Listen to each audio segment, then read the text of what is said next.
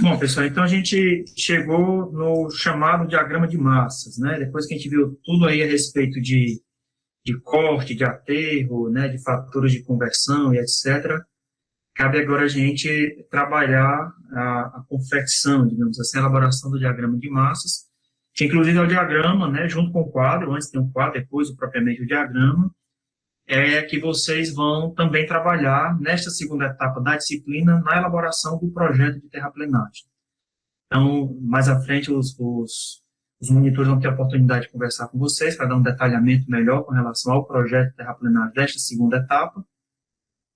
E aí, cabe, né, a partir daquele traçado que vocês fizeram na primeira etapa, no projeto da primeira etapa da disciplina, elaborar um projeto de terraplenagem. Então, vocês vão ter que construir, certamente, um diagrama de massas, né, junto com um quadro, né, de cubação, um quadro de massas, que seja, para a definição dos volumes de corte, aterro, empréstimos e bota fora. O que a gente vai fazer hoje é mostrar como é que a gente constrói esse diagrama a partir do quadro de massas, né? A partir do quadro de massas, e aí a gente vai tirar desse diagrama algumas propriedades para a gente começar a entender como é que é o comportamento deste diagrama de massas, para a gente dizer, ó, aqui eu tenho corte, aqui eu tenho aterro, aqui eu posso fazer um empréstimo, aqui eu tenho que fazer um bota fora, tal, né, somente pela leitura do diagrama de massas. E depois tem um exercício, vamos ver se vai dar tempo de fazer ele certo, senão a gente pode começar a nossa próxima aula já com essa aplicação. Ok? Então, vou projetar aqui os slides, você já tem ele também, que eu já disponibilizei no SIGA-A. A gente vai, então, trabalhar com ele aqui. E aí, mais uma vez, dúvidas, né? Se vocês tiverem, podem ir apresentando, ou de viva voz, ou então vocês mandam aí pelo chat que a gente acompanha, a Fabiana acompanha, tá? Então, vamos lá. O diagrama de massas, ele vai nos auxiliar a verificar essa distribuição dos materiais escavados. Alguns chamam de diagrama de volumes acumulados, outros chamam de diagrama de Brook, né? Outros de diagrama de massa, mesma coisa o quadro, né? Quadro de massas, quadro de Brook, né? Quadro de cubação, que muitos chamam também. E é através deste diagrama que a gente vai começar a fazer uma definição dos volumes acumulados, começar a perceber como é que a gente trabalha com aquelas áreas, com aqueles volumes, né, e começar a definir essa construção do diagrama a partir dele. Este é o diagrama, este é o quadro que nós vamos utilizar aqui na disciplina, vocês vão encontrar aí na literatura, vocês vão encontrar em alguns projetos, né, para algumas empresas, alguns diagramas, alguns quadros, na verdade, algumas tabelas dessas específicas. Aqui a gente está mostrando uma tabela, né, um quadro de 9 colunas, onde eu tenho o meu estaqueamento, as áreas de corte e aterro, e os volumes, corte, aterro, aterro corrigido, a compensação transversal e a compensação longitudinal, e lá no fim o volume acumulado. Aí vocês podem encontrar diferentes quadros, né, com, sei lá, com 10 colunas, com mais colunas ou com menos colunas, a depender do que o contratante pede. Mas, basicamente, digamos assim, são essas as informações que a gente precisa para poder chegar a elaborar o chamado diagrama de massa, né? Então, a gente tem na coluna 1 a coluna das estacas, dos pontos. Então, todo o estaqueamento do trecho deve ser colocado aí, seja os estaqueamentos de pontos, né, inteiros ou estaqueamentos fracionados. O exemplo que eu vou mostrar tem 2 estacas fracionadas, para a gente ver como é que a gente chega a calcular o volume dessas estacas fracionadas. Depois eu tenho uma coluna para a área de corte, para a área de aterro, para os volumes de corte, né, entre seções consecutivas, é a mesma coisa, os volumes de aterro entre seções consecutivas. O aterro corrigido, que vai ser o produto do aterro pelo fator de homogeneização, aquele que a gente comentou na aula anterior, né, que é a razão entre o volume de corte pelo volume de aterro, né, para a gente trabalhar o chamado aterro corrigido. Depois a compensação transversal, aquela que diz respeito aos volumes escavados e aplicados na mesma estaca, que não entra na compensação longitudinal. Uma coluna para a compensação longitudinal, para a gente mostrar os volumes que excedem a compensação transversal, né, que são aproveitados em outro estaqueamento, nessa compensação chamada de longitudinal. A gente vai ver isso no quadro, né, que a gente vai já fazer. E, por fim, a coluna dos chamados volumes acumulados, tá? E é o somatório, na verdade, da compensação, das linhas relativas à compensação longitudinal. O diagrama que nós vamos construir aqui, que a gente vai mostrar, vai ser um diagrama relativo ao estaqueamento e ao volume acumulado. Então, vocês vão ver ali um diagrama, esse que vai estar aqui no exemplo de duas parábolas praticamente consecutivas, uma com o cabo daí para baixo, outra para cima, e a partir dela a gente consegue tirar algumas informações. Tá? Então, um exemplo aqui só para a gente mostrar como é que a gente constrói isso, né? Sugiro que vocês depois vejam no detalhe, refaçam aí esse diagrama, né? Esse diagrama também vocês vão construir por ocasião do projeto de terraplenagem desta segunda etapa da disciplina. Então, você tem ali estaqueamento, percebam aí, 0 até a estaca 9 mais 5, 43. Aqui eu também tenho uma estaca fracionada, na 4 mais 8, 60. As áreas de corte e as áreas de aterro. Então, aquelas seções transversais que nós mostramos até então, né, com as suas respectivas áreas, em seções mistas de corte e aterro, ou apenas corte ou apenas aterro, elas foram todas listadas aí. Isso é de um exemplo qualquer, né, que a gente vai começar a resolver aqui. Tá? Então, essas áreas todas, de todo o estaqueamento, de todas as seções, precisam ser aí especificadas. A gente passa, então, a calcular o volume de corte. Tá? Eu sempre vou calcular o volume de corte, como ele é um quadro que diz respeito aos volumes acumulados para a construção do diagrama de Brookman, eu sempre digo respeito à seção que eu estou em relação à seção anterior.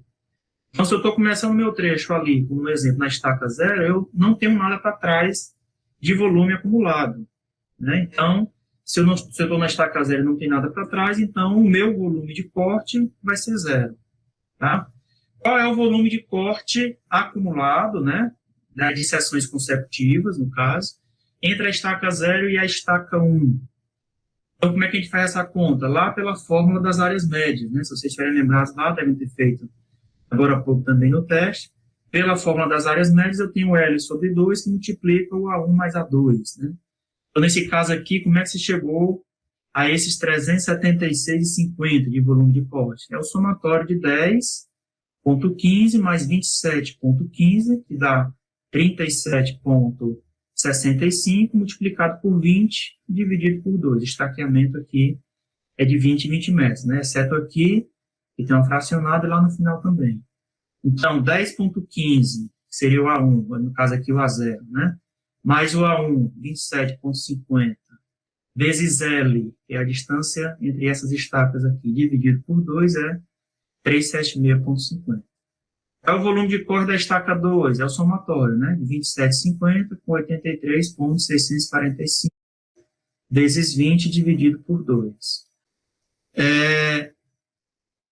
Voltando aqui à estaca 3. Então, como eu disse na aula anterior, se eu tenho um estaqueamento de 20 metros, fica fácil porque o 20 por 2, 10, eu sempre vou multiplicar por 10 o somatório aqui entre as seções consecutivas, né? Então, 83,645 mais 66,02, multiplicado por 10, chega aqui a esse volume de corte. Quando a gente chegar aqui na estaca 4 mais 8,60, quanto é que vai ser o valor de L? Pessoal, como é que eu chego a esse 192,43 do volume de corte da estaca 4 mais 8,60? Alguém consegue me dizer aí?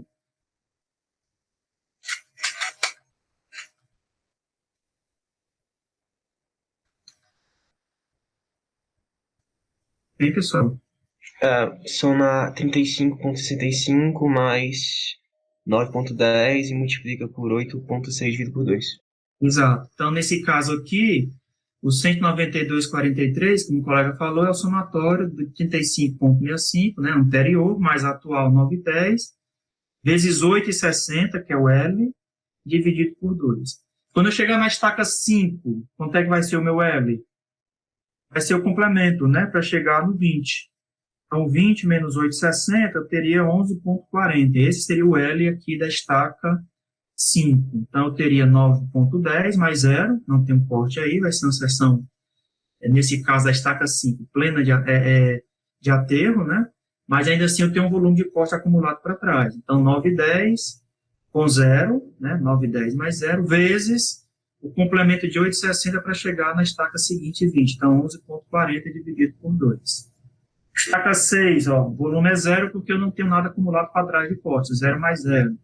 Estaca 7 é 0, estaca 8 é 0. Quando chega na estaca 9, eu tenho 0 mais 6,25 vezes 20 dividido por 2, 62,50. E aqui na última estaca, na 43. Se eu tivesse a estaca 10, o complemento seria os 20 menos 5,43, então 14,57. Né, Diego? Como encerrou aqui, eu vou ter 6,25 mais 2,80 vezes L, que é 5,43 dividido por 2. Tá? Então, esse é o volume de corte. O volume de aterro é a mesma coisa. Eu vou olhar acumuladamente na seção que eu estou para a anterior, né? No caso aqui, o aterro não tem nada acumulado para trás, apesar de ter área, né? Mas eu não tenho nada de volume acumulado para trás, então, volume de aterro, 0. Aí vou começar na 1, 17,15 mais 6 vezes 10, ou vezes 20 dividido por 2. Né? Como é que eu chego a 60? 6 mais 0 vezes 10, 60. Então, aí vai, mesma coisa aqui, quando chegar na estaca de 4 mais 8, 60. O L vai ser 8,60. Mesma coisa quando chegar aqui na estaca 5, na 9 mais 5, 43. Tá? Então, percebam, eu vou precisar mostrar, né, o meu volume de corte, o meu volume de aterro em cada uma das sessões consecutivas. Estaca 0, como eu não tenho nada acumulado para trás, esses volumes passam a ser 0. Na estaca 1, como eu tenho acumulado para trás, na estaca 2 eu considero 1, na 3 considero 2, né, e aí vou fazendo, então, isso em relação às sessões consecutivas, né, sempre considerando a fórmula das áreas métricas. Então, volume de corte, volume de aterro, tranquilo, pessoal? Alguma pergunta com relação a esse cálculo dos volumes? Não? Então, vamos lá. Próxima coluna é o de aterro corrigido. Tá? O aterro corrigido nada mais é do que o aterro aí mostrado multiplicado pelo meu fator de homogeneização. Né? Então, 231,50 vezes 1,1, a gente considerou aqui nessa questão que o fator de homogeneização, né, aquela relação que é do volume de corte, né, pelo volume de aterro, nesse caso, foi estabelecido como 1,1. Geralmente, o órgão, o contratante estabelece 1,1, 1,25, 1,15. Né, então, esse aterro seria o corrigido quando eu multiplico o aterro pelo fator de homogeneização. Então, 60 vezes 1,1, 32,50 vezes 1,1, então, esse seria o aterro corrigido. Bom, próxima coluna diz respeito à compensação transversal. Como a gente disse nas aulas anteriores, eu tenho duas compensações, né, a transversal, ou a lateral, como alguns chamam também, e a longitudinal. Então, eu vou priorizar compensar na minha seção essa compensação transversal, né, compensa ali na mesma seção, e o que sobra eu levo para a longitudinal. Então, nesse caso aqui, essa compensação transversal vai ser sempre o menor valor entre o volume de corte e o volume de aterro corrigido. Então, para eu montar a coluna da compensação transversal, eu olho para o volume de corte, olho para o volume de aterro corrigido, né? Volume de corte e o volume de aterro corrigido, e escolho o menor valor, tá? Volume de aterro e aterro corrigido, escolho o menor valor. Então, 231,50, 254, 231,50.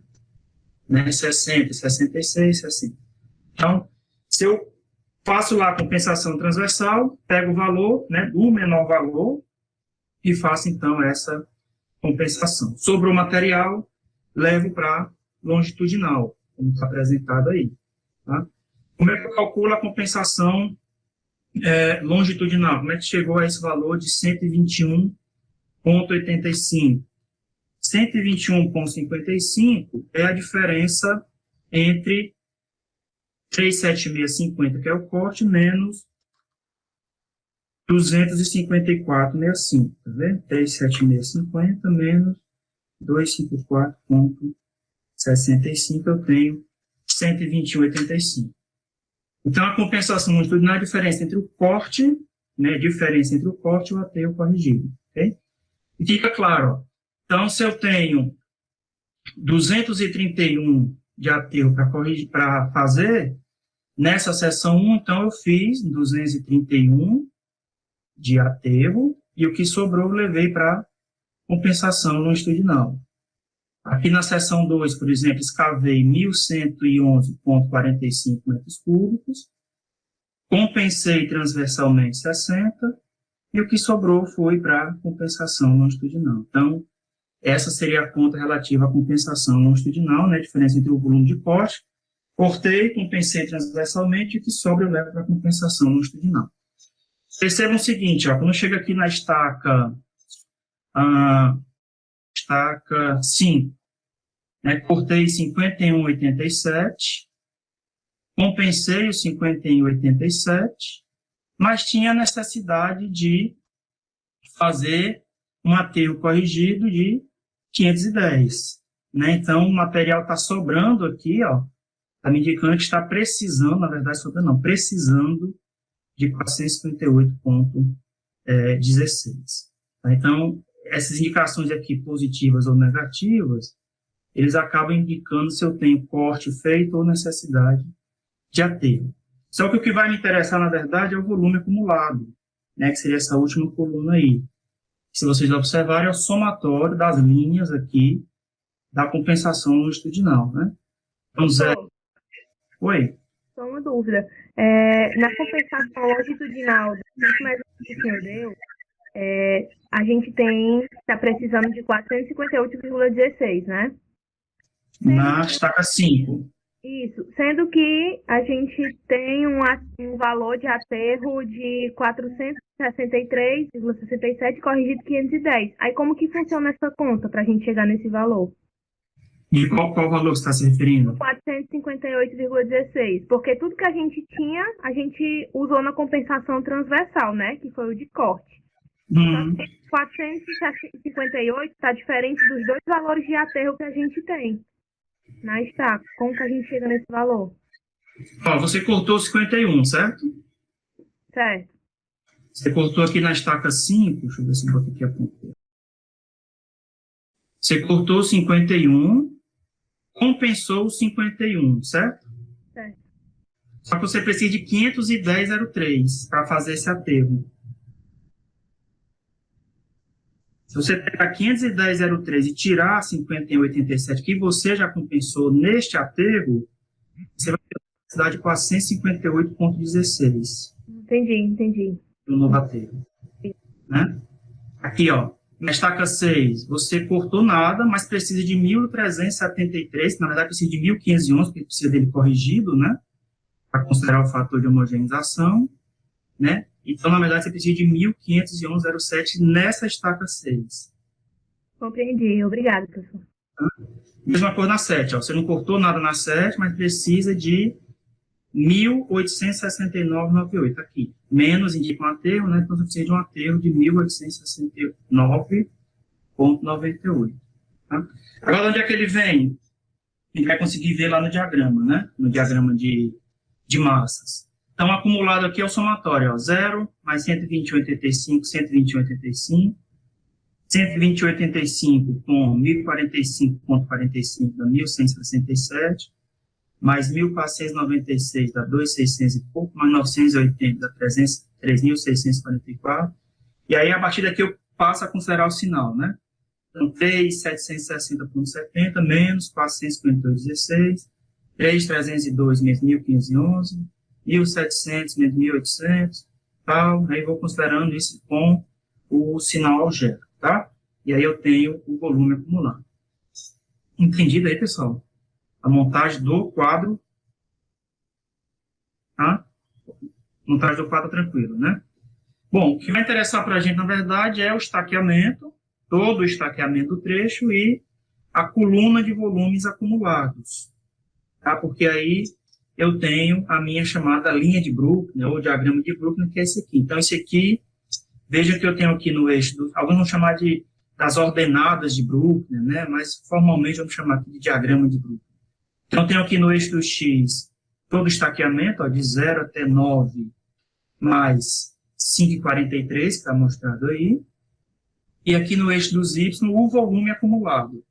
Tá? O volume acumulado. Então, lá no 0 é 0, na estaca 1 é 120,85, então 120,85.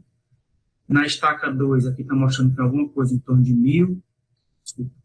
1.167. Na estaca 3, 2.663,95. Aqui, na estaca 4, Na estaca 4, 3.644. Na estaca 4, mais 860, 3.760. Aqui, o maior valor. Aí vai descendo 5, 6, 7. Na estaca 7 já é um pouco negativo, né? Menos 78 em relação ao demais. E vai negativo até a estaca 9 mais 5, 43, no valor de menos 2.423. Aqui, menos 2.423. Vocês conseguem olhar para cá, para o quadro, ou mesmo para o diagrama, né? Vocês conseguem me dizer se esse trecho eu consigo compensar tudo, ou se eu não consigo compensar tudo, eu vou ter empréstimo, necessidade de empréstimo, ou fazer botar fora? Vocês conseguem dizer? Olhando para aí?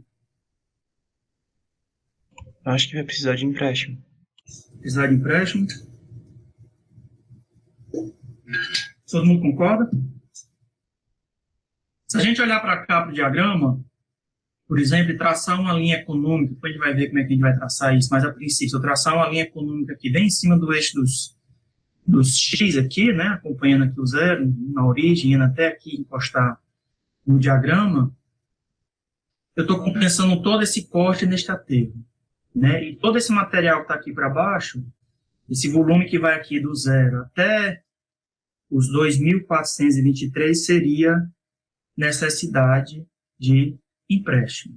Então, compensei esse corte neste aterro, mas tem mais 2.423,32 metros cúbicos de aterro para ser feito, né? Então, nesta distribuição que está aqui apresentada, a gente poderia até supor, né, olhando para cá, uma vez que você olha para o diagrama e vê uma série de valores negativos aqui na coluna da compensação longitudinal, já dá um indicativo de que, né, esse trecho pode ter uma necessidade ali de um aterro maior, né, de um volume de aterro em maior quantidade. E aí parece confirmar aqui pelo diagrama. Estou colocando a linha econômica aqui no zero, mas essa linha poderia ter, sei lá, um pouco mais acima aqui, e aí eu teria que ter um bota fora aqui no início, e o valor de empréstimo aqui no final também aumentaria, tá? Então, este é o famoso diagrama de Bruckner, que a partir dele a gente começa a tirar algumas propriedades, e olhando para ele, a gente consegue, né, ter uma noção, como eu já antecipei aqui, se a gente traçar uma horizontal ali a partir do zero, eu sei que no final ali, a partir da estaca 7 até a estaca 9 mais 5, 43, uma necessidade de 2.423 metros cúbicos de aterro para ser feito, tá? Então, que propriedades são essas do diagrama de massa? Então, aqui vou mostrar um exemplo de um diagrama de massas qualquer, né? No eixo do X eu tenho o meu estaqueamento, no Y eu tenho ali os meus volumes acumulados, e está aí a chamada linha de Bruckner, do meu diagrama de massa. Tá? Esse diagrama de massas, ele não é uma indicação direta do tipo de terreno. Né? Então, quando a gente olha só para o diagrama, eu não posso afirmar que isso aqui é o grade da rodovia, que isso aqui tudo isso aqui é corte, tudo isso aqui, não. Isso aqui é uma representação de volumes acumulados do trecho que eu vou, então, trabalhar. A representação do terreno vocês podem tirar através do diagrama assim, né? Então, perceba que tem uma diferença. Aqui está a linha vermelha, o diagrama, né? Essa linha vermelha representa o diagrama, semelhante ao que a gente obtém daqui, que vem, logicamente, do quadro de massas, né? E aí você tem, então, a partir dele, a representação do terreno. Aí você sabe que daqui, dessa estaca até mais ou menos aqui, eu tenho volume de corte para ser feito. Esse volume eu consigo tirar aqui, né, do meu diagrama, aqui é aterro, aqui é corte.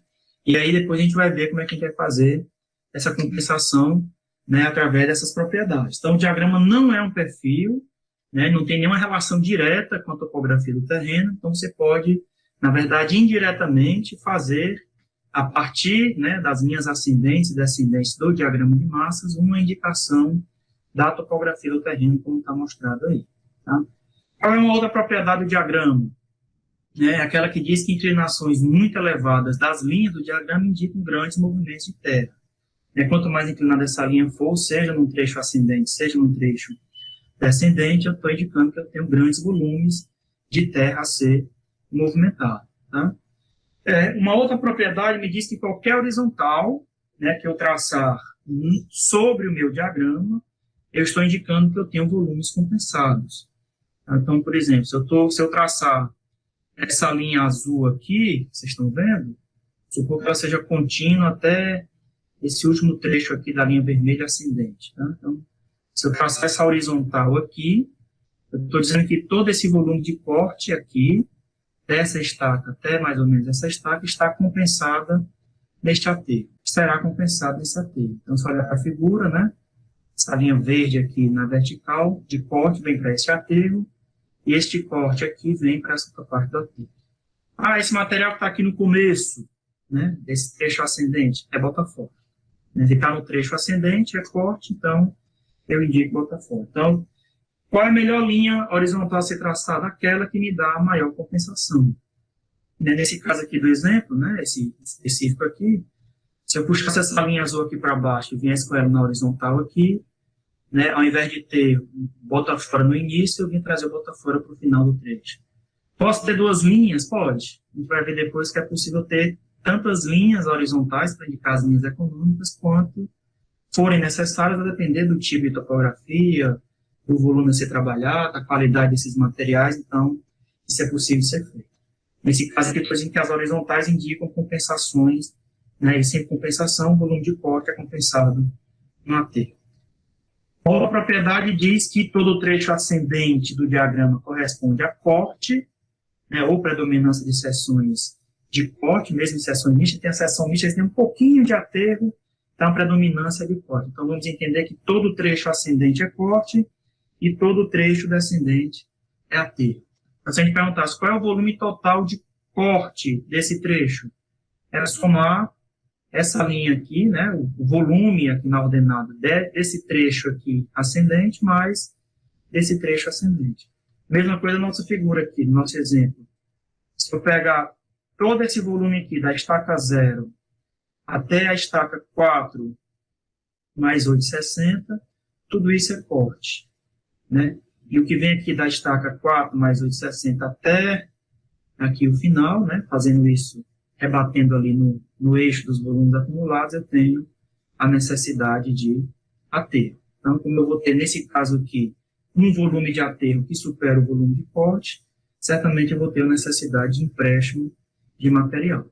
Por essa propriedade aqui dita que trecho ascendente é corte, trecho descendente é aterro. Dá para ver pelo terreno aqui, né? Ó, trecho ascendente, até esse ponto de máximo aqui, quando eu rebato o terreno, tudo isso é corte. Trecho descendente, né? Trecho descendente é aterro, quando eu olho para o terreno, o perfil do terreno, tudo é aterro. Trecho ascendente, volume de corte a ser trabalhado. Tá? E a diferença de ordenadas entre dois pontos me indica, né, no diagrama, qual é o volume de terra entre esses dois pontos. Então, qual é o volume de terra aqui? É só pegar esse ponto aqui da ordenada com esse aqui, essa diferença de ordenadas me dá o volume, no caso aqui de corte, a mesma coisa se eu quiser saber o volume de aterro. Tá? A propriedade me diz que os pontos extremos do diagrama vão corresponder aos pontos de passagem no perfil. Os pontos extremos seriam aqueles de ponto máximo ou ponto mínimo, né? Então, se a gente olhar aqui para o diagrama, esse ponto de máximo aqui, quando eu olho para o terreno, é um ponto de passagem, aqui dado como PT, do corte para o aterro. Quando eu olho para o ponto de mínimo, né, ou seja, passando do aterro para o corte, eu olho para o terreno e realmente corresponde a uma passagem do aterro por corte. Então, o ponto de máximo corresponde a passagem de corte para aterro, ponto de mínimo, passagem de aterro para o corte. Então, é o que está dito aqui.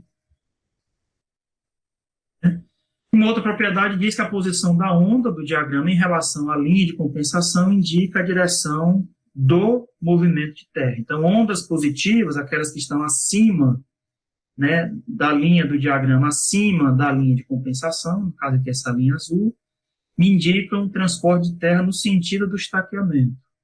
E ondas negativas, ou seja, aquelas que estão abaixo aqui da linha de compensação, me indicam compensação no sentido contrário ao estaqueamento. O que é isso? Então, vamos lá. Tracei essa linha econômica aqui.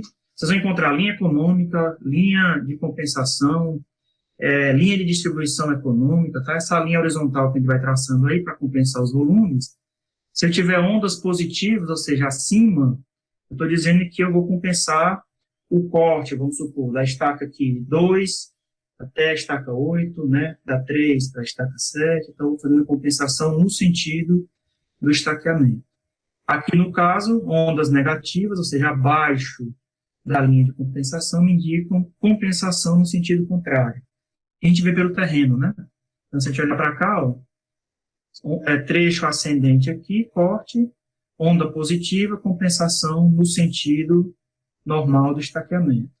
Ondas negativas, né, compensação deste corte neste aterro aqui, indicam uma compensação no sentido contrário ao estaqueamento. Então, vou tirar o material lá da estaca 20 e levar para 12, da 19, levo para lá. Então, isso serve para poder fazer o planejamento da minha obra, tá? E nesse caso aqui, especificamente nesse trecho, esse comecinho aqui bota fora, tá? Bom, a área compreendida entre a curva de Brookner e a linha de compensação me indica o momento de transporte, depois a gente vai ter uma aula só para isso, porque é o momento de transporte que vai me indicar qual é o custo que eu vou ter com relação à movimentação dessa terra em relação ao transporte. Esse momento de transporte nada mais vocês vão ver, do que um produto entre o volume que está sendo compensado multiplicado pela distância média de transporte. Né? Então, a gente vai ver que essa distância média eu vou obter, né, pelo centro de gravidade dos volumes que serão, então, compensados. Então, eu vou pegar o centro de gravidade da compensação corte a terra até o outro fazer essa compensação, e aí tiro uma distância, porque senão ficaria mais difícil, né? Qual é a distância que eu vou considerar? Não, aqui eu só trafego, sei lá, 100 metros para fazer a compensação. Na outra viagem, trafega 150, na outra trafega 200.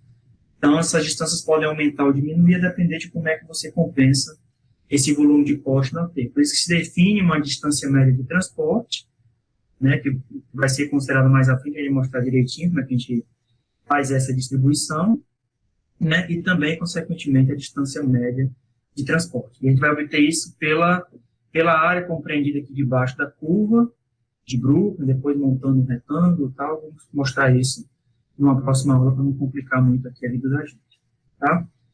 Pergunta é, vocês têm alguma dúvida, pessoal, com relação à montagem do diagrama, a construção do quadro e, consequentemente, né, a montagem do diagrama ou não? Tá tranquilo? Professor, só uma perguntinha. Eu tenho dúvida, mas é mais quando eu olho para o diagrama. Por exemplo, a questão pede qual o volume de corte. Só que, por exemplo, o diagrama está numa escala de 5 para 5 na estaca. Estaca 5 para 5. Eu pego o corte equivalente à inclinação toda.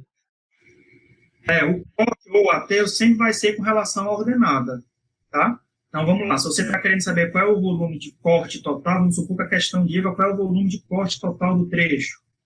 Você vai fazer olhar qual é os trechos ascendentes que você tem dentro do seu diagrama, e você vai verificar qual é essa diferença de ordenada que corresponde a essas inclinações de trechos ascendentes. Então, sei lá, você tem lá, como ali no exemplo, né, um trecho que sobe, depois ele desce, depois ele sobe um pouco. Se alguém lhe perguntasse quanto é que é o volume total de corte desse trecho, então você ia pegar esse trecho ascendente, verificava ali na ordenada qual era o volume correspondente, então vamos supor que vai de 0 até 2.000. Então, você teria aqui 2.000 metros cúbicos, e depois, lá no final, você verificaria qual é o próximo trecho ascendente. Vamos supor que seja da estaca 15 à estaca 25. Aí você ia pegar essa diferença do ponto mínimo aqui até o final da curva, no diagrama de massas, e verificaria quais eram as ordenadas correspondentes. E aí você somaria esses dois volumes. Isso depende, viu, Mário Sérgio, se você está trabalhando com estaqueamento de 5 em 5, de 10 em 10, ou os fracionados, ou os inteiros. Porque, na verdade, o volume vai ser dado pelas diferenças de ordenadas, né? Você traça o estaqueamento inteiro, fracionado, de 5 em 5, de 10 em 10, de 20 em 20, traça a curva, e agora eu vou olhar para a curva, trechos ascendentes cortes, trechos descendentes aterro, rebato isso na ordenada, e chego, então, aos volumes, né? Se eu vou ter volume de corte que supera o aterro, a tendência é que eu tenha botar fora, né? A gente fala botar fora, mas em algum momento eu posso chamar de um bota dentro. Eu guardo esse material para ser utilizado, sei lá, numa outra disposição. Ele é bota fora no sentido que não vai ser utilizado dentro desse trecho que está sendo trabalhado, né? Se eu tenho, no caso, um volume de aterro que supera o volume de corte, eu vou ter necessidade de empréstimo. Então, se a gente pegar o nosso exemplo aqui, que a gente fez a partir da construção desse nosso quadro, então, deixa eu voltar aqui para a gente falar um pouco melhor dele aqui. Então, se a gente pegar aqui esse nosso exemplo, e se a gente traçar a nossa linha econômica, né, a partir aqui da origem, do 0, e até o 7 aqui, a estaca 7, né, um pouquinho antes aqui, porque o 7 mesmo ele está um pouco negativo de 70 e pouco, né? A gente mostrou aqui. Vou voltar aqui. Mas eu vou saber, por exemplo, que a partir aqui da estaca 7, ou um pouquinho antes, até a estaca 9, mais 5,43, eu vou ter necessidade de um empréstimo. De onde é que ele vem? Aí o planejamento da obra que vai dizer, ó, vai vir de uma jazida que está a 2 quilômetros aqui do eixo da via, né, entre a estaca 8 e a estaca 9, mais 5,43. A gente supôs, por exemplo, que essa suposição aqui, que essa linha continuava aqui ascendente, até encontrar aqui o zero, até encontrar aqui o eixo do X, por exemplo, e se eu traçasse uma linha econômica aqui, uma horizontal, até encontrar uma linha que, por exemplo, suba aqui, um trecho ascendente, eu não me preocuparia porque todo esse corte aqui estaria compensado neste aterro, e aí lembrando, né, como vírgula propriedade, essa compensação vai ser feita no sentido do estaqueamento, e se eu tivesse uma linha azul aqui continuada, vamos supor, todo este corte aqui do trecho ascendente seria compensado neste aterro. O volume seria compensado nesse aterro no sentido contrário, tá? Por conta da onda negativa. Então, o que eu vou me preocupar, na verdade, é com essas ordenadas aqui, né? Esses pontos de máximos e mínimos e ver quanto é que isso rebate ali na ordenada. Ok? Deixa eu mostrar aqui um exemplo rapidinho, que aí a gente consegue clarear um pouco melhor. Mas eu sugiro que vocês voltem lá no quadro, dêem uma olhada, vejam o diagrama, tá? Só para a gente ter uma noção aqui. Depois a gente vai mostrar como é que a gente chega a esse quadro de localização. Ele é feito a partir do diagrama. Então, lá no diagrama é que o cara vai dizer, ó, da estaca 0 à estaca 4 eu tenho corte, num volume de 3.253, esse material de primeira categoria, e ele será destinado, tá aqui o destino do material, para a estaca 4 até a estaca 10, né, aqui aterro, com uma DMT de 100 metros. Esse aqui é meio que o resumo lá do diagrama de massa, né? Então, ele vai, ó, estaca 12 a estaca 15, aqui se refere à escavação. Ele tem uma parte de corte, 2.526 metros cúbicos, material de primeira, vai para a estaca 15 a 26, como camada inferior de aterro a uma DMT, uma distância média de transporte de 140 metros. Esse é um fato que resume a localização e distribuição dos materiais para a terraplenagem. Então, só mostrar esse exemplo aqui, caiu no Enem aí de 97, né? Dá um estaqueamento aqui da estaca 0 até a estaca 75, né? Veja uma linha de Brooklyn bem extensa aqui, né? Uma linha de Brooklyn bem extensa, bem sinuosa, digamos assim, com trechos bem inclinados aqui. Conta, né, desse estaqueamento de 0 a 75, da rodovia, lançou-se mão do diagrama de Brooklyn e pergunta qual é o volume do empréstimo. Já está afirmando que vai ter empréstimo, até porque já tem lançado aqui, ó, pessoal, 3 linhas de compensação. Essa escura aqui, horizontal, é uma. Essa outra mais escura aqui, espessa, né? No finalzinho aqui da estaca 55 a 75 é uma outra linha econômica. E aqui da estaca 40 a 50 é uma terceira linha econômica. Então, ele traçou 3 linhas econômicas. Ah, por que ele não fez essa linha primeira aqui da estaca 0 até a estaca 35, mais alguma coisa? Aí é a decisão do projetista, né? A indicação que se tem é que ele vai olhar o projeto, vai ficar se tem material que atende, do ponto de vista geotécnico, se não atendeu, se vai fazer posse, se não vai e tal. E aí ele vai conseguir fazer isso. Então, olhando para aí, vocês conseguem dizer qual é o volume de empréstimo e onde é que ele está localizado? Só olhando para esse diagrama e as linhas econômicas. Alguém sabe onde é que é o empréstimo do trecho? Professor, você poderia explicar de novo o que são essas linhas econômicas? Eu não peguei muito bem. Eu vou detalhar ela um pouco mais na aula seguinte, tá? Mas entenda nesse primeiro momento que essa linha econômica é uma horizontal que eu traço sobre o meu diagrama. Pode ser uma linha única, ou pode ser uma linha que contemple, né, 2 ou 3 linhas econômicas, mas contanto que ele consiga atender todos os trechos ascendentes e descendentes do meu diagrama, em que eu faço uma previsão de que ali acontece a máxima compensação dos volumes, ou a melhor compensação dos volumes, né, se eu levar em consideração algum material que ele seja impróprio. Nesse caso aqui, o projetista, né, ou a questão aqui, traçou essa linha econômica primeiro aqui, para indicar esse corte aqui vai ser compensado nesta esteira. Então, se eu olho para cá, eu estou dizendo, ó, o volume de corte da estaca de 5 a 10 vai ser compensado na estaca de 10 a 15. Trecho ascendente é corte, trecho descendente aterro. A estaca, o volume de corte da estaca 20 a 25 vai ser compensado na estaca de 15 a 20, no aterro.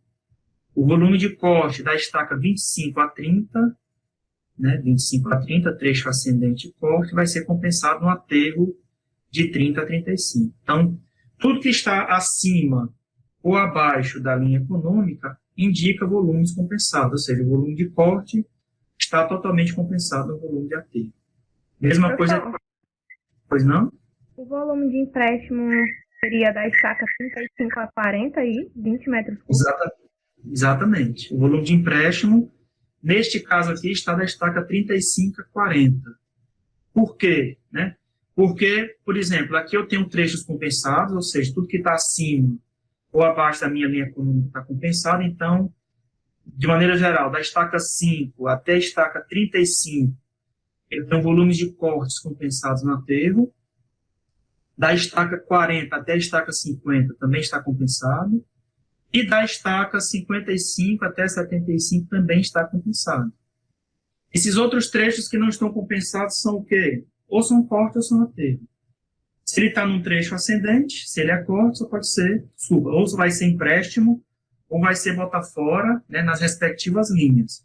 Então, se ele não está compensado, se ele está numa linha de corte, então esse material é botar fora. Se ele não está compensado e está numa linha de aterro, ele só pode ser material necessário de empréstimo.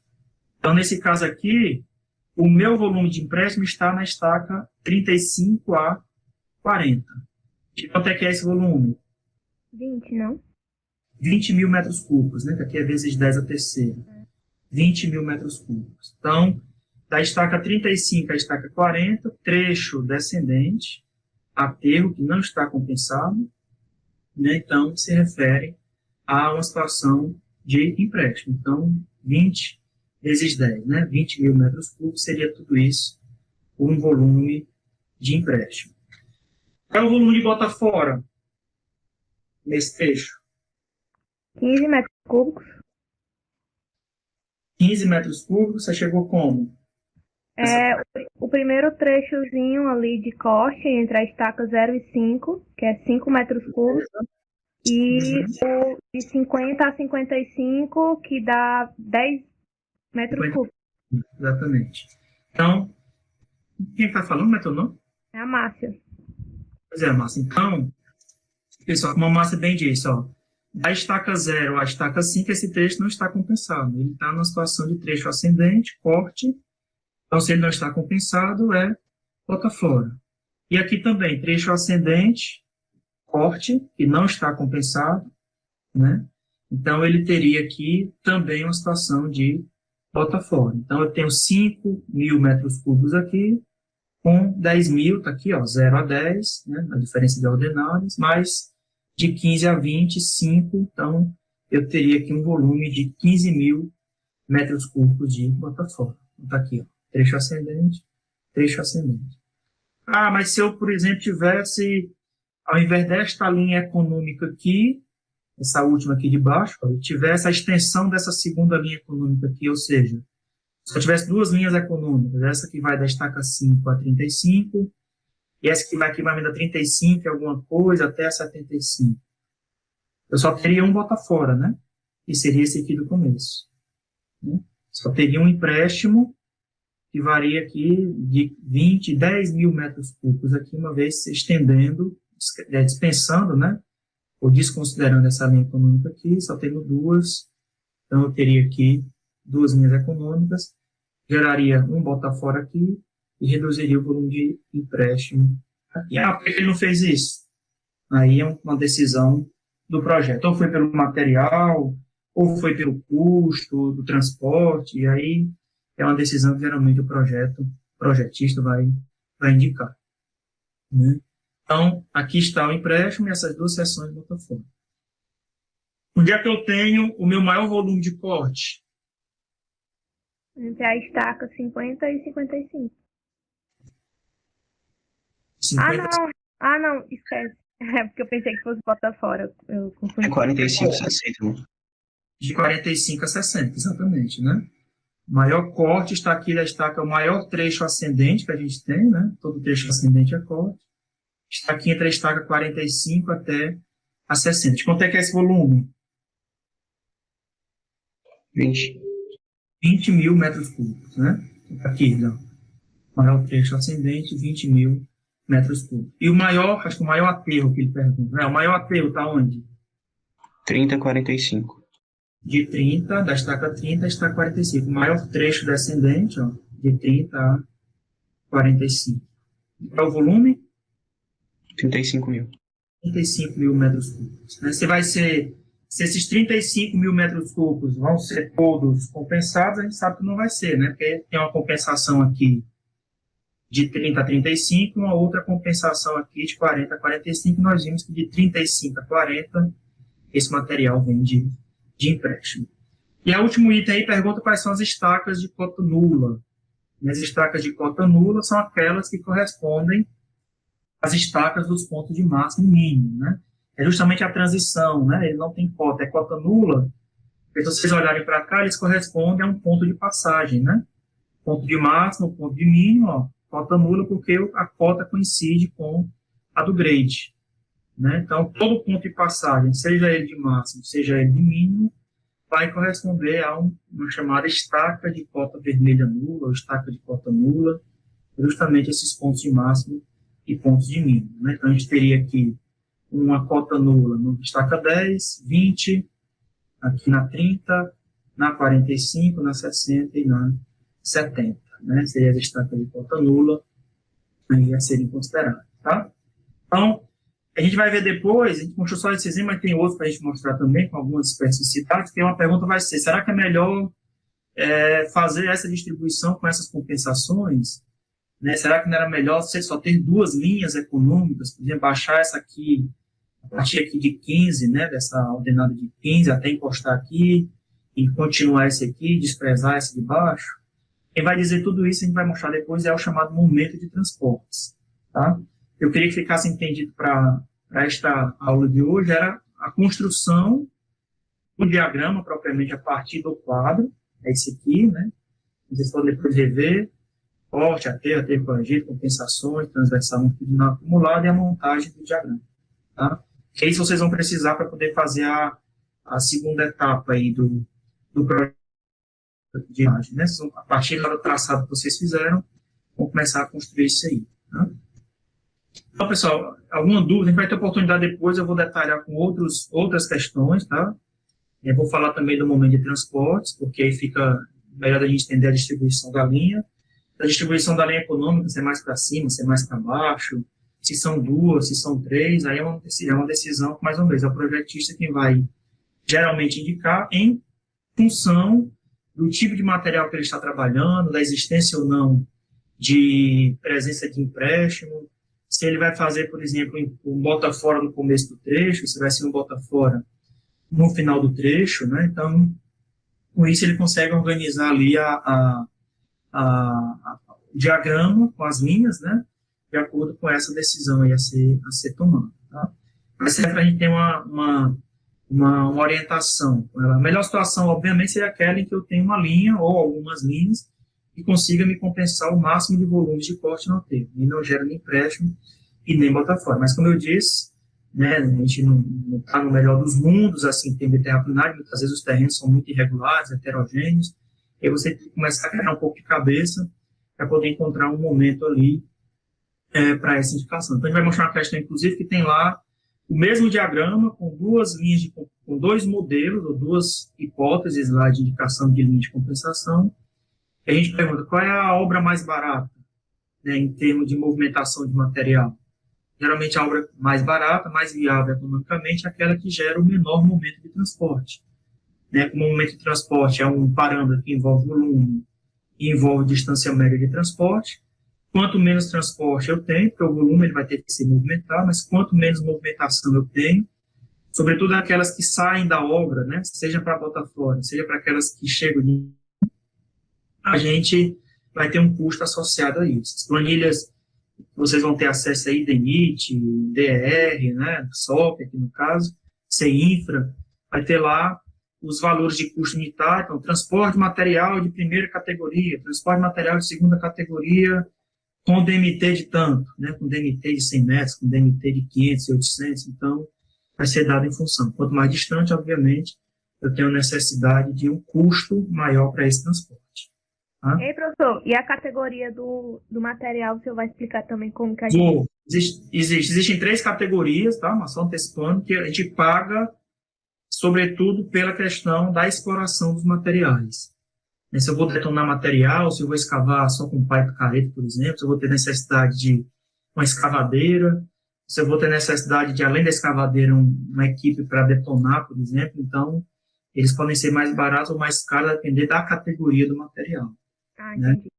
Então, os custos também são assim. Se vocês pegarem, por exemplo, a escavação e transporte de material de terceira categoria, apesar do nome terceira, né, ele vai ser mais caro do que o transporte, né, a escavação e transporte de material de primeira para a mesma distância, muito certamente. Né, porque são materiais mais nobres, digamos assim, mais de difícil exploração. A gente vai mostrar mais à frente como é que a gente vai categorizar esses materiais, tá? Bom, pessoal, acho que para hoje é isso. Não sei se alguém tem alguma dúvida, alguma pergunta. Minha sugestão é que vocês voltem lá ao quadro de massas, né? Vejam lá a construção. Eu acho que vou colocar para vocês lá uma atividade para vocês verem lá, né? Do diagrama. Mas eu acho que com essa que está aí nos slides, para vocês fazerem, a próxima a gente revisita novamente esse quadro para fixar melhor e tem a parte de momento de transporte para ser explorado também. E a partir dele a definição das linhas econômicas. Tá? Nesse primeiro momento a gente entende só que é uma linha horizontal que tende a compensar o volume de corte no aterro para gerar menos empréstimo e menos bota fora. Tá? A gente fica entendendo mais ou menos isso, depois a gente vai ver que ela vai implicar na questão do momento. Tá? Da altura, que vai dizer respeito ao volume, né? Da distância média entre os centros de gravidade das compensações, mas é algo que a gente vai tratar nos próximos capítulos. Então, em resumo, voltem lá o quadro de Brooklyn, revejam lá a montagem de cada uma daquelas colunas de volumes, corte, aterro corrigido, compensações, etc. E vejam a montagem do gráfico. E depois a gente volta para apresentar outros exemplos aqui de outros diagramas de massa. Se vocês tiverem alguma dúvida também, vão perguntando, tragam também para a gente discutir. Tá? Essa parte ela é bem, digamos, dinâmica, né? E interessante a gente entender esse comportamento dos diagramas. Ele acaba fixando e trazendo tudo que a gente viu, né? Áreas, fatores de conversão, volumes, etc., para este momento aqui. Que, como eu já disse anteriormente, talvez o diagrama de massas, junto com o quadro, seja a principal ferramenta hoje dos projetos de terraplanagem. A gente conseguir ler adequadamente um diagrama, entender um quadro, ler o diagrama, entender as linhas econômicas, a gente consegue sair muito bem dessa parte do projeto de aumento. Tá? Então é isso. Se alguém tiver alguma pergunta, estou aqui à disposição. Se não, a gente se despede por aqui, né? Bom final de semana a todo mundo. Aí a gente vai se falando até quarta-feira aí. Obrigado, pessoal.